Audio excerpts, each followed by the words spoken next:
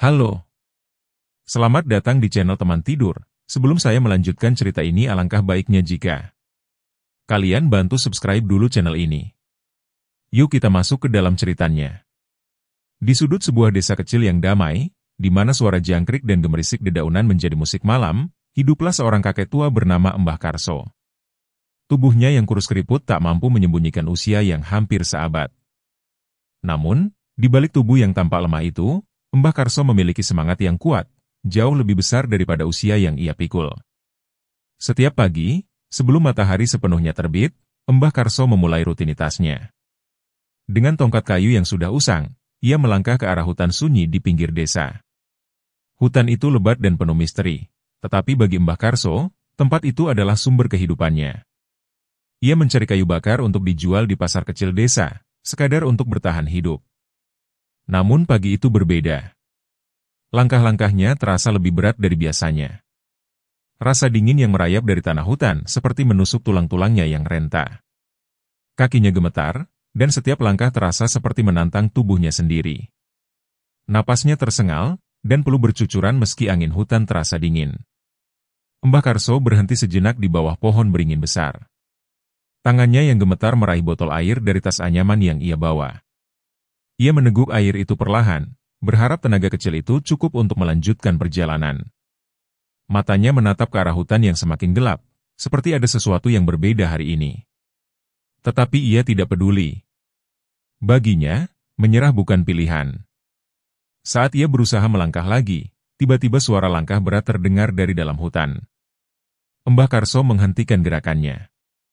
Ia menoleh, mencoba mencari asal suara itu.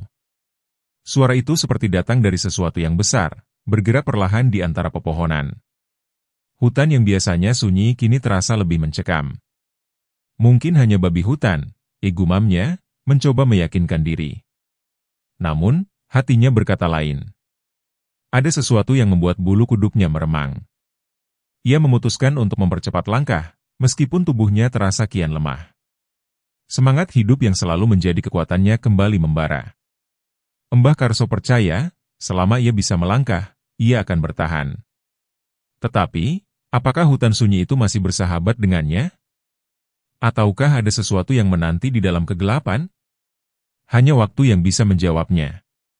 Di tengah langkah berat dan hutan yang terasa lebih gelap dari biasanya, Mbah Karso melanjutkan perjalanan, membawa harapan dan tekad yang tak pernah padam. Mentari pagi mulai menyelinap di sela-sela dedaunan, menciptakan siluet bayangan yang menari-nari di atas permukaan tanah. Di tepian sungai kecil yang mengalir tenang, Mbah Karso sibuk mengumpulkan ranting untuk kayu bakar. Ranting-ranting kering yang berjatuhan menjadi bagian dari rutinitas harian pria tua itu, yang selalu setia menjaga kehidupan sederhananya di tengah alam. Saat tengah menunduk memunguti ranting, telinga Mbah Karso menangkap suara gemerisik. Awalnya, ia mengira itu hanyalah burung atau hewan kecil yang sedang bergerak di semak-semak. Namun, suara itu semakin nyaring dan disertai dengan gerakan yang cukup menggetarkan tanah di dekatnya. Mbah Karso menghentikan langkahnya dan mengarahkan pandangan ke arah sumber suara. Di antara akar-akar pohon yang mencuat dari tebing sungai, ia melihat sosok yang mengejutkan. Seekor ular besar berwarna keemasan, dengan sisik yang memantulkan cahaya matahari seperti emas murni. Mata ular itu berkilau tajam, bukan seperti mata binatang biasa. Ada sesuatu yang memancarkan kehangatan, sekaligus kekuatan yang tak biasa. Namun, ular itu tidak sedang dalam kondisi megah sebagaimana penampilannya. Tubuh panjangnya terjepit di antara akar-akar pohon yang melilitnya erat. Ular itu menggeliat, mencoba melepaskan diri, tapi setiap gerakannya hanya menambah jeratan. Suara gemerisik itu berasal dari usaha sang ular untuk membebaskan diri, tetapi sia-sia. Mbah Karso tertegun. Logikanya mengatakan untuk segera lari. Sebagai orang desa, ia tahu betapa berbahayanya mendekati ular sebesar itu. Namun, ada sesuatu dalam dirinya yang mencegahnya untuk pergi. Ia justru melangkah mendekat, rasa iba menyelimuti hatinya melihat makhluk itu kesakitan. Waduh, kok sampai begini? Enduk, gumam Mbah Karso, seakan berbicara pada ular itu. Entah mengapa, ia merasa bahwa ular itu memahami setiap kata yang ia ucapkan. Dengan hati-hati, ia memeriksa kondisi akar-akar yang melilit tubuh ular tersebut. Jelas, ular itu tak mungkin bisa melepaskan diri tanpa bantuan. Mbah Karso menyadari risiko yang ia ambil, tetapi ia juga tahu bahwa membiarkan ular itu menderita bukanlah pilihan. Setelah mengambil napas panjang, ia mulai bekerja, menggunakan golok kecil yang selalu ia bawa untuk memotong akar-akar yang paling ketat. Selama proses itu, ular keemasan itu berhenti menggeliat. Matanya yang bersinar tajam menatap Mbah Karso dengan penuh perhatian. Tidak ada tanda-tanda perlawanan, hanya keheningan yang seolah-olah menjadi jalinan komunikasi yang tak kasat mata di antara mereka. "Tenang, Enduk. Aku cuma mau nolongin kamu," ujar Mbah Karso sambil terus memotong akar. Butuh waktu beberapa lama hingga akhirnya akar-akar itu terlepas satu persatu. Saat akar terakhir berhasil dipotong, ular itu bergerak perlahan, meregangkan tubuhnya yang panjang dan kuat. Ia berputar menghadap Mbah Karso, seakan memberi penghormatan. Detik itu, angin bertiup lembut, membawa aroma bunga yang tak biasa. Suara gemericik air sungai seolah berubah menjadi melodi yang menenangkan. Mbah Karso tertegun lagi. Ia merasa, makhluk ini bukan ular biasa.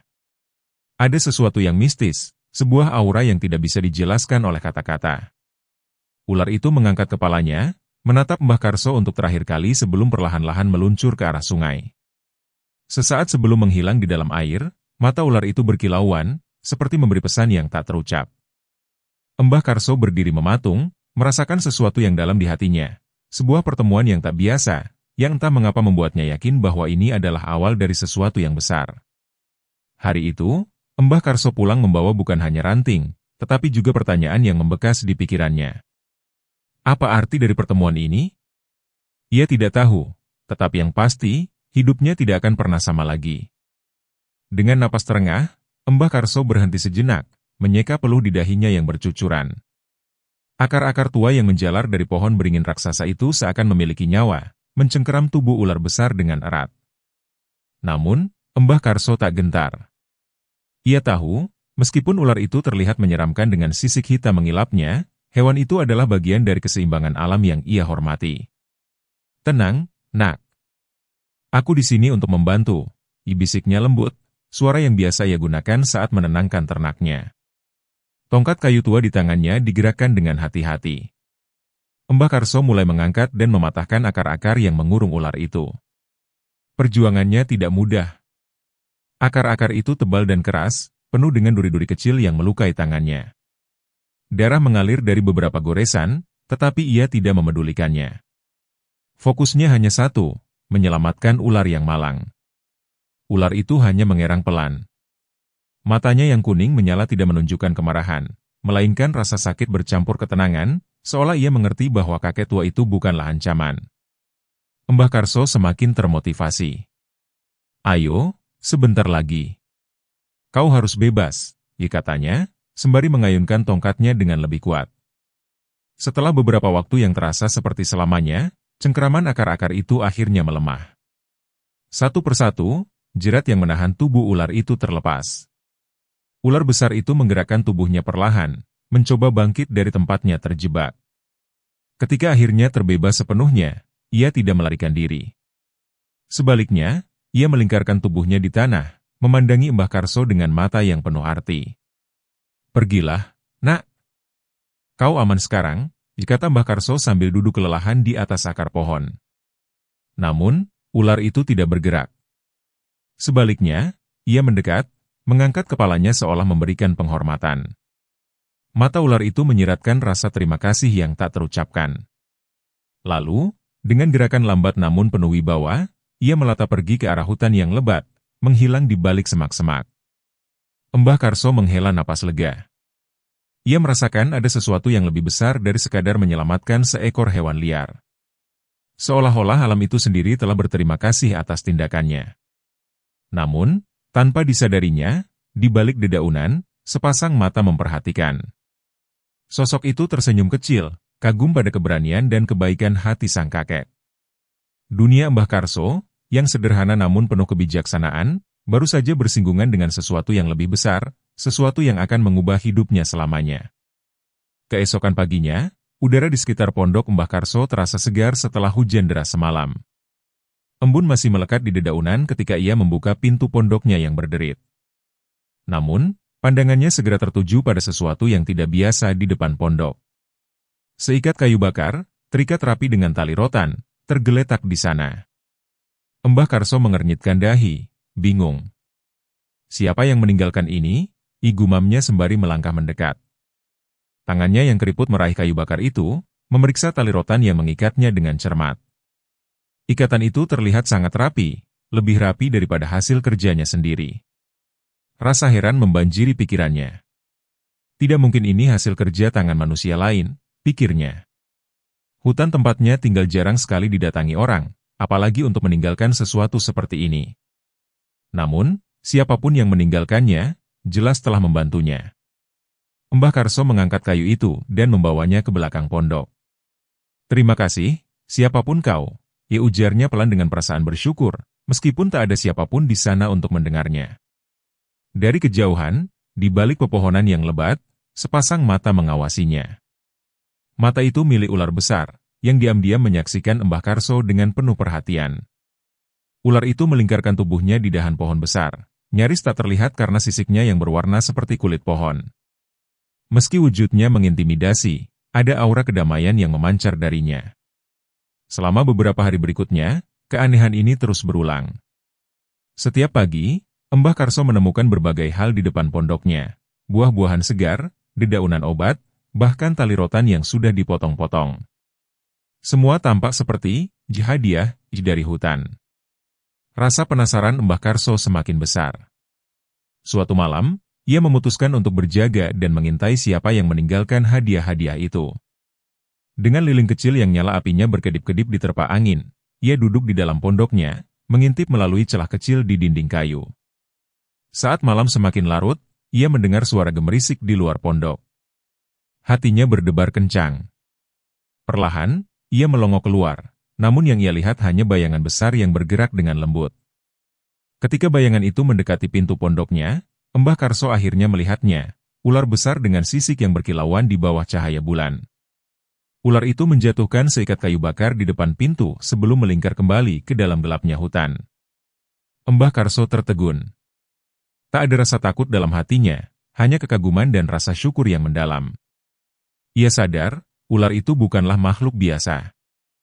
Mungkin, ini adalah roh penjaga hutan yang telah memperhatikan dan membantunya selama ini. Sejak malam itu, Mbah Karso tidak lagi memandang ular dengan rasa takut, melainkan dengan rasa hormat. Ia mulai menyisihkan sedikit makanan setiap harinya untuk diletakkan di pinggir hutan, sebagai bentuk terima kasih atas bantuan tak terduga yang ia terima. Meski mereka tak pernah bertemu secara langsung lagi, ia tahu, ular besar itu selalu mengawasinya, melindungi dirinya dari jauh. Hutan memang penuh misteri, namun juga penuh hadiah bagi mereka yang hidup berdampingan dengannya. Hari-hari berlalu dengan damai di desa kecil itu.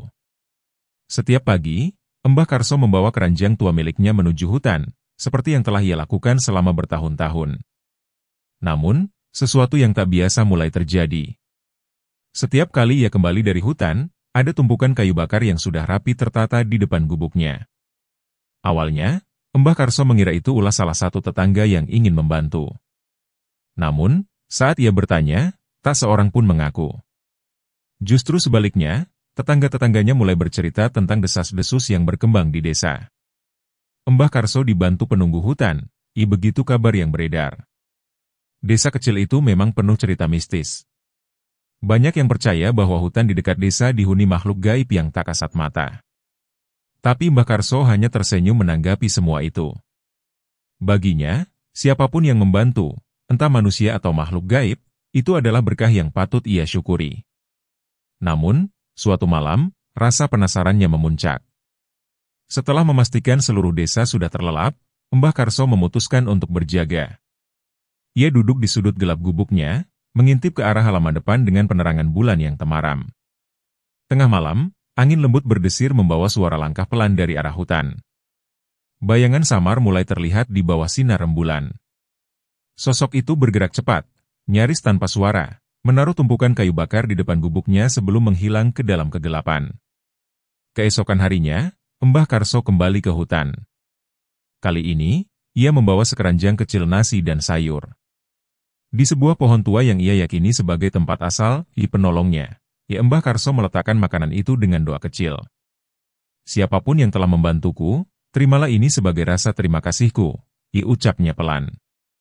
Malam itu, ketika ia pulang, kayu bakar yang ada di depan rumahnya lebih banyak dari biasanya, dan di atasnya terdapat bunga hutan yang harum semerbak. Mbah Karso tersenyum. Bagi orang lain, ini adalah misteri. Tapi baginya, ini adalah bukti bahwa kebaikan, sekecil apapun, selalu menemukan jalannya untuk kembali. Sejak saat itu, Mbah Karso hidup dengan keyakinan baru. Hutan bukan lagi sekadar tempat ia mencari rezeki. Hutan adalah tempat ia berbagi kebaikan, saling menguatkan dengan cara yang hanya bisa dipahami oleh hati yang ikhlas. Angin malam yang dingin menyapu desa Waringin, menyelimuti pekatnya malam dengan keheningan yang mencekam. Bulan sabit samar-samar menerangi desa, membuat bayang-bayang pepohonan tampak seperti makhluk hidup yang bergerak perlahan. Namun, di balik keheningan itu, ada sekelompok pria bertopeng bergerak dengan langkah senyap di antara rumah-rumah penduduk, membawa senjata tajam dan karung kosong yang siap diisi hasil panen. Di ujung desa, rumah Mbah Karso berdiri. Meski sudah tua, ia tetap tinggal sendiri di rumah kecilnya yang dikelilingi ladang padi. Malam itu, Mbah Karso baru saja memadamkan lampu minyak dan berbaring di depannya. Namun, suara berisik dari luar rumah membuatnya tersentak. Ia mendengar langkah kaki dan desiran suara pelan, seperti bisikan orang-orang yang mencoba menyembunyikan kehadiran mereka. Siapa itu? Gumam Mbah Karso, matanya menyipit mencoba melihat ke arah jendela yang setengah terbuka. Tiba-tiba, suara keras terdengar dari arah lumbung padi di belakang rumahnya. Jantung Mbah Karso berdegup kencang. Ia tahu ada yang tidak beres. Dengan sigap, ia mengambil tongkat kayunya dan berjalan perlahan menuju pintu depan. Ia menyibakkan tirai tipis yang menutupi jendela, dan dari balik gelap ia melihat beberapa sosok bergerak di sekitar lumbungnya. Salah satu dari mereka membawa obor kecil, sementara yang lain terlihat mencoba mendobrak pintu lumbung. Mbah Karso segera sadar, ini bukan kejadian biasa. Ia harus bertindak cepat sebelum mereka mengambil semua yang ia miliki. Dengan tangan yang mulai gemetar, ia menyalakan kentongan tua yang tergantung di dekat pintu rumah. Tong, tong, tong. Suara itu menggema memecah malam. Ini adalah sinyal bahaya yang sudah lama tidak terdengar di desa. Para pencuri yang sedang sibuk dengan lumbung padi terkejut mendengar suara kentongan. Salah satu dari mereka berteriak, "Cepat, habisi orang tua itu sebelum semua warga datang." Namun, Mbah Karso tidak tinggal diam. Dengan keberanian yang tidak terduga dari pria seusianya, ia mengambil obor kecil yang biasa ia gunakan di malam hari dan menyulut beberapa jerami kering di depan rumah, menciptakan api yang cukup besar untuk menerangi sekeliling. Pencuri-pencuri itu kini terlihat jelas, dan teriakan Mbah Karso menggelegar, "Bangun semua! Desa kita diserang!" Satu persatu warga desa mulai keluar dari rumah mereka, membawa apa saja yang bisa dijadikan senjata, tongkat, cangkul, bahkan sabit. Suara kentongan kini diikuti oleh teriakan warga yang marah. Para pencuri menyadari bahwa mereka kalah jumlah dan mencoba melarikan diri, tetapi beberapa dari mereka berhasil ditangkap oleh pemuda desa yang sigap mengepung jalan keluar. Ketika situasi akhirnya mereda, warga desa berkumpul di rumah Mbah Karso. Beberapa di antara mereka membawa hasil panen yang sempat dicuri, sementara yang lain mengikat para pencuri yang tertangkap. Kepala desa datang dan memuji keberanian Mbah Karso. "Mbah, kalau bukan karena kentonganmu, mungkin kami semua masih tidur nyenyak. Terima kasih sudah menyelamatkan desa ini," kata kepala desa dengan nada serius. Mbah Karso tersenyum kecil, meskipun tubuhnya masih gemetar. "Ini bukan tentang aku, Nak. Desa ini rumah kita bersama. Kalau kita tidak saling menjaga, siapa lagi?" Malam itu, di bawah langit yang mulai cerah menjelang fajar, warga desa kembali merasa aman. Mereka memutuskan untuk meningkatkan penjagaan malam agar kejadian seperti ini tidak terulang. Bagi Mbah Karso, malam itu adalah bukti bahwa meskipun ia hanya seorang pria tua, keberanian dan kepeduliannya masih bisa menjadi pelita bagi desanya. Malam itu gelap dan angin malam menderu lembut, membawa aroma hutan yang lembab. Pondok Mbah Karso berdiri sunyi di tengah hutan, hanya diterangi oleh remang-remang cahaya bulan yang menerobos celah dedaunan.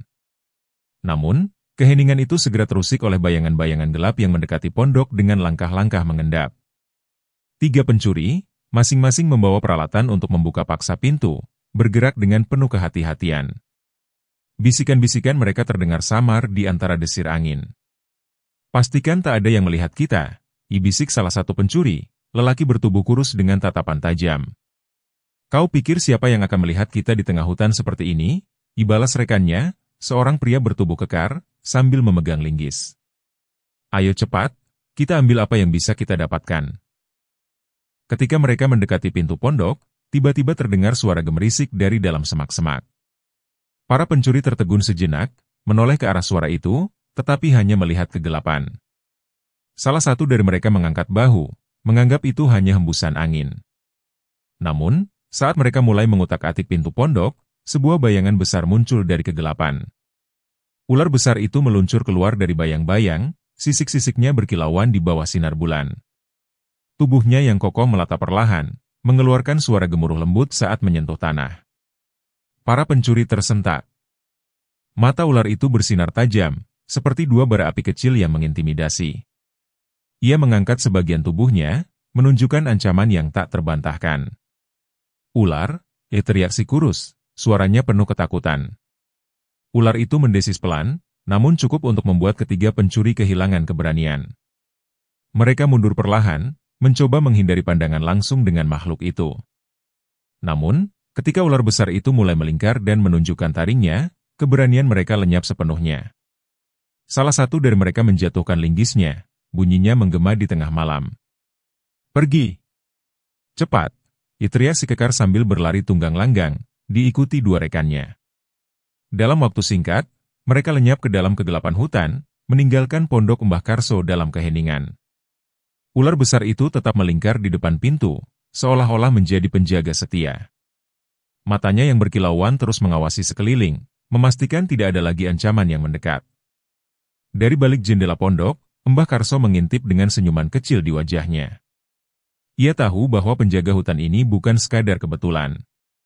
Ular itu telah lama menjadi bagian dari alam yang melindungi pondoknya. Tanpa sepatah kata, Mbah Karso memejamkan mata, mengucapkan syukur atas perlindungan alam yang tak terduga. Pagi itu, cahaya matahari memancar lembut di antara dedaunan hutan. Udara segar membawa aroma tanah basah, pertanda hujan semalam. Mbah Karso berdiri di depan pondoknya, matanya mengamati ular besar yang masih melingkar tak jauh dari sana. Ular itu bergerak perlahan, mengangkat kepalanya seolah memberi isyarat. Mbah Karso merasa ada sesuatu yang istimewa tentang makhluk ini. Bagaimana mungkin seekor ular sebesar itu melindungi pondoknya tanpa alasan? Rasa penasaran menguasai dirinya. Dengan hati-hati, ia mengikuti ular itu yang mulai melata masuk ke dalam hutan. Langkah-langkah Mbah Karso menyusuri hutan terasa seperti perjalanan menuju misteri besar. Semak belukar dan akar-akar pohon tak menghalangi semangatnya. Ular itu bergerak dengan mantap, sesekali berhenti untuk memastikan Mbah Karso mengikutinya. Setelah perjalanan panjang yang terasa berjam-jam, ular besar itu tiba di sebuah bukit kecil yang dipenuhi semak-semak lebat. Dengan tubuhnya yang kuat, ular itu mendorong semak-semak itu ke samping, memperlihatkan pintu masuk gua yang tersembunyi. Mbah Karso terpana. Pintu gua itu tampak biasa saja, tetapi saat ia melangkah masuk, matanya langsung disambut oleh cahaya keemasan yang menyilaukan. Di dalam gua, dinding-dindingnya berkilauan, dipenuhi dengan batu-batu berwarna emas dan permata. Cahaya alami yang menembus celah-celah gua membuat semuanya terlihat seperti ruangan yang dipenuhi harta karun. Subhanallah, bisik Mbah Karso, tertegun oleh keindahan yang ada di hadapannya. Ular itu melata ke tengah gua, berhenti di depan sebuah batu besar yang berkilauan. Batu itu tampak lebih bersinar dibandingkan yang lain, seolah menjadi pusat dari energi di dalam gua. Mbah Karso mendekat, matanya menatap tajam batu itu. Ia merasa ada sesuatu yang lebih dari sekadar keindahan fisiknya. Batu itu tampak hidup, memancarkan aura hangat yang membuat Mbah Karso merasa damai. Jadi, ini rahasia yang kau simpan, gumam Mbah Karso sambil menatap ular itu. Ular tersebut hanya diam, matanya yang tajam menatap Mbah Karso seolah mengerti ucapannya. Namun, Mbah Karso tahu bahwa keindahan ini bukan untuk dimiliki atau dieksploitasi.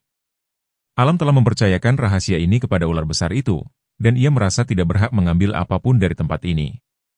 Dengan penuh rasa hormat, Mbah Karso menangkupkan kedua tangannya dan mengucap doa. Ia berjanji dalam hatinya untuk menjaga rahasia ini, seperti halnya ular besar yang telah menjadi penjaga setianya. Setelah beberapa saat, ular itu mulai melata keluar dari gua, memberi isyarat bahwa waktunya untuk pergi. Mbah Karso mengikuti tanpa berkata apa-apa, membawa rasa syukur dan kekaguman yang mendalam. Kini, ia mengerti bahwa kebaikan ular itu adalah bagian dari alam yang melindungi keseimbangan hutan, sebuah hubungan yang tak terlihat namun sangat kuat. Saat mereka tiba kembali di pondok, Mbah Karso menatap hutan dengan perasaan berbeda. Rahasia yang ia temukan hari ini bukan sekadar tentang batu berkilauan, melainkan tentang kepercayaan dan hubungan antara manusia dan alam. Ia bertekad untuk menjaga hutan itu dengan sebaik-baiknya, sebagaimana ular emas itu menjaga pondoknya. Pagi itu, Mbah Karso duduk di depan pondoknya, merenungi kejadian luar biasa di dalam gua. Kilauan batu-batu keemasan masih tergambar jelas dalam ingatannya, seperti mimpi yang sulit dilupakan. Namun, jauh di dalam hatinya, Mbah Karso sadar bahwa harta itu bukanlah sesuatu yang harus ia miliki. Ia menatap ke arah hutan, di mana ular besar itu muncul kembali, melata perlahan menuju pondoknya. Mata ular itu bersinar lembut, seperti menyampaikan sesuatu yang tak terucap. Mbah Karso tersenyum kecil dan bangkit berdiri. "Terima kasih, Nak. Kau sudah menunjukkan keindahan yang luar biasa.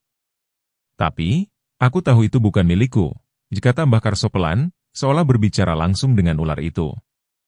Namun, ada sesuatu di dalam hati Mbah Karso yang berkata bahwa ia perlu membawa kenang-kenangan dari gua tersebut. Bukan untuk memperkaya dirinya, melainkan sebagai pengingat akan pelajaran besar yang telah ia dapatkan. Dengan hati-hati, ia berjalan kembali mengikuti ular itu menuju gua emas. Ketika mereka sampai di sana, Mbah Karso berdiri di pintu masuk gua, memandangi kilauan batu-batu emas yang tampak seperti lautan cahaya. Ia melangkah masuk, hatinya dipenuhi rasa hormat dan syukur. Di tengah gua, ia menemukan sebuah batu kecil yang bersinar lembut. Batu itu berbeda dari yang lain, tidak terlalu besar, namun cukup indah untuk dijadikan kenang-kenangan. Dengan penuh kehati-hatian, Mbah Karso mengambil batu kecil itu. Ia menggenggamnya di tangan, lalu berbisik pelan, "Ya, ini cukup bagiku, sebagai pengingat akan rahmat dan keindahan alam." Ular besar itu memperhatikannya dari sudut gua. Matanya yang tajam tampak seolah memahami keputusan Mbah Karso. Tidak ada tanda-tanda ketidaksenangan, hanya tatapan tenang penuh rasa hormat. Mbah Karso tahu bahwa ia telah membuat pilihan yang benar. Saat mereka keluar dari gua, ular besar itu melata mendekati Mbah Karso, menyentuh lengannya dengan lembut menggunakan kepala besarnya, seperti memberikan restu. Mbah Karso membalas dengan mengelus kepala ular itu, sebuah tanda persahabatan yang tidak biasa antara manusia dan alam. "Terima kasih, Nak," kata Mbah Karso dengan senyuman hangat. "Aku akan menjaga kenangan ini dan merawat hutan ini sebaik mungkin." Mbah Karso kembali ke pondoknya dengan batu kecil itu dalam genggaman. Ia meletakkannya di meja kayu di sudut pondok, di samping lentera tua miliknya. Setiap kali ia memandang batu itu, ia merasa diingatkan akan nilai kehidupan yang sejati, kesederhanaan, kebijaksanaan, dan rasa syukur. Hari-hari berlalu, dan kehidupan Mbah Karso tetap seperti biasa, penuh dengan kedamaian dan kerja keras. Namun, ia merasa hatinya lebih ringan. Kekayaan bukanlah yang ia cari, melainkan kebahagiaan yang lahir dari hubungan harmonis dengan alam dan kesadaran bahwa kehidupan sederhana adalah anugerah yang sesungguhnya.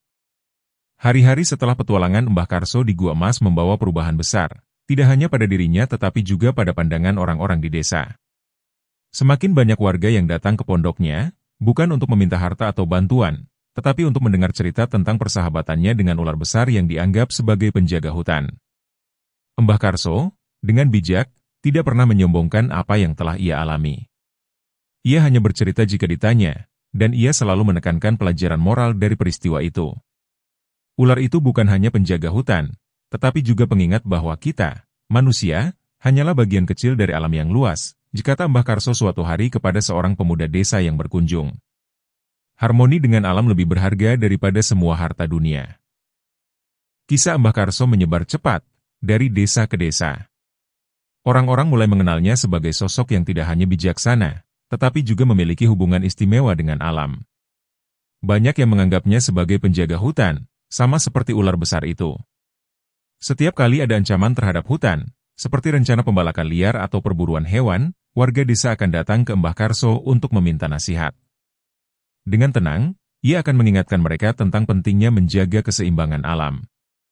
Jika kita melindungi hutan, hutan akan melindungi kita, dikatanya dengan suara penuh keyakinan. Tidak hanya manusia, makhluk-makhluk hutan pun tampaknya menghormati Mbah Karso.